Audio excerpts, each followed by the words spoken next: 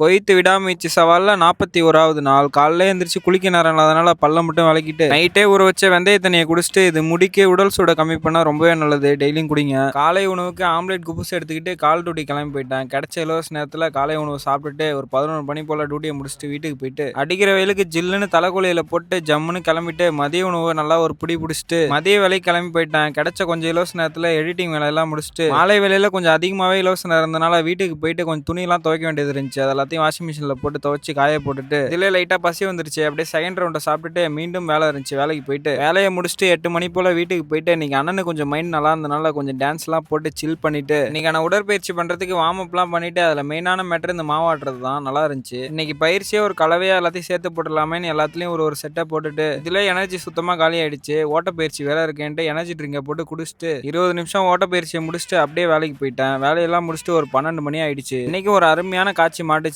இது எப்படி இருந்துச்சுன்னு கண்டிப்பா கமெண்ட்ல சொல்லிட்டு போங்க. வீட்டுக்கு போகும்போது நம்ம பாய் வேற வந்தாரு. அவர்கிட்ட அப்படியே கொஞ்ச நேரம் பேச்சை போட்டுட்டு அப்படியே வீட்டுக்கு போயிட்டு ஒரு 12:30 மணி போல படுத்துற நண்பர்களே. நாளைக்கு பார்க்கலாம். விடாமுயற்சியுடன் இருங்க.